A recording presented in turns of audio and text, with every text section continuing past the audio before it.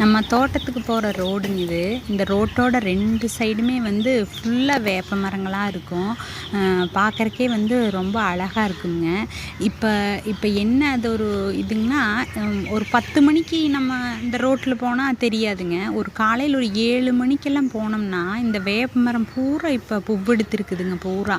அந்த ஃபுல்லாக அப்படியே அந்த வேப்ப மரத்துக்கு கீழே சித்த நேரம் நின்னோம்னாலே அந்த வேப்பம்பூவோட மணமும், அந்த வேப்ப மரத்தோட மணமும் அது ஒரு ரொம்ப நல்லா இருக்குங்க. அந்த கசப்பு மணம் சித்த நேரம் நின்னோம்னாலே நம்ம மனசெல்லாம் அமைதியான மாதிரி இருக்குங்க. அந்த வேப்பம்பூ வந்து அவ்வளோ பூவுங்க. எல்லா மரத்துலேயும் நிறைய பூவெடுத்துருக்குதுங்க. பார்க்குறக்கே வந்து நீ கொஞ்ச நாளில் பிஞ்சாகி காயாயிருங்க.